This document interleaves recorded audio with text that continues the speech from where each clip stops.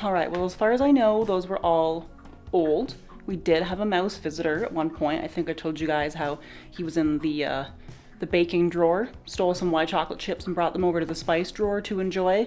We have since caught and dispatched of a mouse that was a visitor at our house about a month ago. So I guess it's just been that long since I've been down in the zone actually looking at stuff, but that's kind of gross. But you know what? Mice, they happen. I'm honestly surprised the dogs had no idea, no indication whatsoever that there was like a mouse in the house. So hopefully that is just like the last of the cleaning up of the mouse I need to do. I looked behind the cabinet and I didn't really see any poop behind it. So I think, honestly, he was coming out of this vent from downstairs and was crawling around in here because like we do keep some dog stuff over here. So maybe like some food crumbs and things, and then maybe found its way into the kitchen where all the good stuff is, hopefully. And that's, in my head, that's how that mouse's journey went. Who actually knows? I don't, but hopefully that is cleaned up. At first, I was so scared that it had gotten into my fabric bin. Could you imagine? Mouse pee and poop all in here? Because like when you're cleaning up mouse pee and poop, you gotta be careful. You don't want to get hantavirus. You don't want to touch it. You don't want to vacuum it. Never vacuum mouse poop. And then I just wiped it down with a good antiviral, antibacterial cleaning type thing. Yeah, so hopefully we're okay. Not gonna die of hantavirus. And let's continue our rage cleaning. Or rage tidying, I guess, because I'm not doing a deep clean here. You know.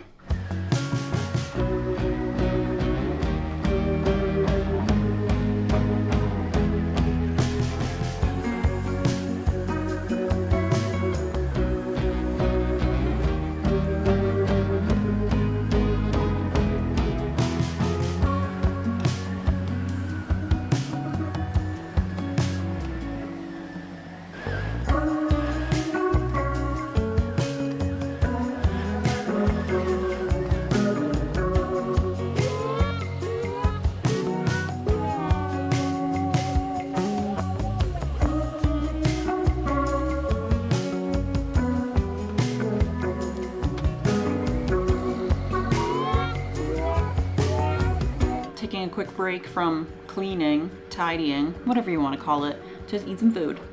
And lately I have been incredibly obsessed with this vinaigrette from Aldi, apple thyme vinaigrette. And I literally just like, my salad consists of just dressed greens. That's it. I don't even bother putting anything else in it.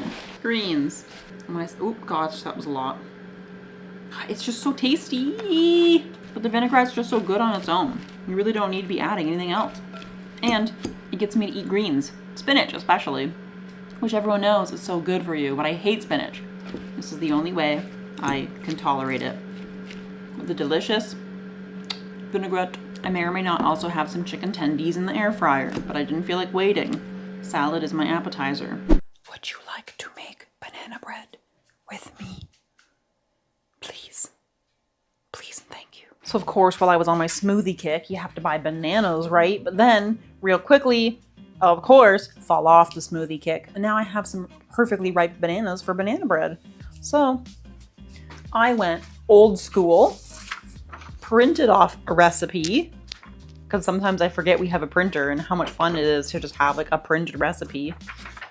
And now we're gonna make some banana bread. I actually think I have too many bananas, so we might even need to just freeze some of this. But the oven is going. I need banana bread. It's cold, it's rainy. I had to spend $700 at the vet yesterday for Arlo. Don't worry about Arlo, he's okay. Now, he was not okay a couple days ago, but he's fine now. He's on the mend. I feel like as a pet owner, I'm not allowed to complain about vet bills because that's kind of just, that's what you sign up for when you sign up for getting a pet, you know? All right, I'm getting everything ready for banana bread. And I realized, let's just make a double batch and we'll do some muffins as well. Dilemma, don't know where my step stool is. Can't get into those cupboards to find my muffin pans because I'm just a little bit too short. Just a teensy bit too short to open it and get whatever's in there. Don't know where the step stool is. Don't trust our chairs. What if I just stand on a stool? Very slippery, might die. False alarm, everyone. It was actually in my normal baking cupboard. So we can go ahead with our double batch, a loaf and muffins. Ugh, I forgot these cups suck. So I have a confession that I actually meant to make this banana bread like days ago, but then the dog got sick. And so it just kind of got put off and put off and put off. And now we have very ripe bananas, of course. My first plan was I'll just chop them up and put them in the freezer so they're ready for smoothies. And then that left my brain real fast. So now here we are making a double batch of banana bread, which also nothing wrong with, except when you're trying to eat low carb. Could I make low carb banana bread? I could, but I don't want to. Okay, I don't want to. Glorious. I just love making banana bread because it's so easy. It's so fast. Most of the time, you don't even need like any sort of mixer out because you can just mix shit by hand. For or eggies, for or eggies. Let's see here. We have our butter, sugar, eggs, baking soda, salt, vanilla. Now we just gotta do bananas and flour. We're good to go. I have 4 really big, nice, ripe bananas, and then 1 medium, insanely ripe banana. There's something about cracking a super ripe banana that just freaks me out. They're always kind of gross, but in an okay way. Ooh, ee, ah, ee, ooh, ee, ee, ah, ee. Ooh, ee, ah, ee, ooh, ee, ah, ee. Don't you know? When the recipe says to mash the bananas, but you don't even have to because they're so squishy already. I don't know why I bothered putting them in another bowl. What a waste of time. You know what we're gonna do? We're gonna do one of these. What do you think about that, huh? Now I have a banana hand. Sometimes I wonder if like when my windows are open, people are walking past the house and they can hear me just like being weird. Like if you walk past someone's house and you just heard them inside going, wouldn't you just be like, what are they doing in there? Methinks I chose a bowl too small. I don't know about you, but I've been seeing a lot of memes lately about how it's pretty much impossible to open a bag of flour without ripping a tiny hole in it somewhere. And I just want to flex on the fact that I just opened this fresh bag of flour. Not one hole, not one tear. I need to put this in a bigger bowl. Remember how I've talked about how I am just too chaotic when I bake at home? I just don't follow my normal rules and I just do this and that and whatever the hell, and things always turn out a mess. Why am I like this? Why am I like this? Why do I do this? Ooh, ee, ah. Ee, ooh, ee, ah. Ee. Ooh, ee, ah, ee, ooh, ee, ah, ee. Okay? You tell me. This flour is very lumpy, and perhaps I should have sifted it. Holy crap. Tara, look at that lump! I've never had all-purpose flour be this chunky before. That's crazy. Not sure if there's really a way to save it without slightly overmixing my batter. I'm an enjoyer of a chocolate chip or a chocolate chunk in a banana item. However, it can't be too much. I never want it to be too much.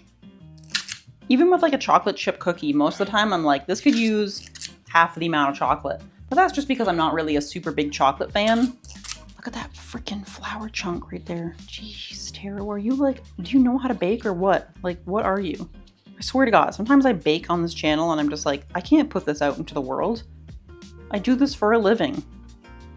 And then I'm just chaotic at home and everything's shit. All right, so I went ahead and made the decision to be smart and put some chocolate chunks into a little bowl so that I don't end up making a mess. We'll do like 4 chunks per. That sounds good. So I'm running on like 4 hours of sleep right now, and as soon as these go in the oven, I might go have a nap. Whenever I'm a solo dog mom, my schedule and the dog's schedule gets all messed up. Things need to be changed, switched around. I have to stay up late. I have to get up early. It's a whole thing. It's crazy. Plus on top of that, yesterday we had like severe storm warnings, and so our sirens for, you know, storms and tornadoes and stuff were going off multiple times while I'm trying to sleep. Not okay. Excuse you, Clementine. Let's pop these in the oven, and then we'll get our loaf set up and ready to go. Now let's muffin our pan. Muffin our pan? You know what I meant to say, right? What did that just give me? Let's do the fork in the garbage disposal. Ring ding ding ding ding ding ding ding ding ding ding ding ding ding vibes. If you know, you know. If you don't, I can't help you. All right, so I guess double this recipe makes a nice loaf and 12 little baby muffins. I'll leave this with no chocolate because Grant doesn't really like chocolate in his banana stuff, so he can have a chocolate-free loaf, should he please. into the oven. One of my favorite things about my videos is when there is no thought to them. And in the beginning of this video, you just saw me like rage cleaning a bunch of stuff, or like rage tidying, I guess. And now you'd have no idea that that happened just a couple days ago, because this house is a mess. This kitchen looks like a tornado just hit it, because I am a chaotic at-home baker and I don't know why I'm like this. Well, I won't make you watch me clean this time, so I'll just pop back in when the muffins are done so we can have a little taste test together, okay? Because that's what I love to do, eat food on this channel. I'll see you in a second. All right, everyone, banana bread taste test while the dogs play outside. You know, I'm nothing but honest with our baked goods here. Note to self, don't buy flour at Aldi. The chunks are insane, and I think I remember this happening again one time before, so lesson learned, not gonna buy flour at Aldi anymore. This banana bread though, I mean, you can't go too wrong. It's definitely a little bit dense because we overmixed it a smidge because of all the lumps, and maybe it could have used one more banana. I think I was short a banana for a double batch, but that's okay. It's still yummy. A nice little warm slice of banana bread with some melty salted butter on it. That's pretty darn good. This is a yummy recipe, but it's certainly not better than the one that I usually make that's made with oil instead of butter. Time and a place, you know? Time and a place. But I'll give this recipe 8.5 out of 10. I know it has potential to be better if I made it properly. But oh well.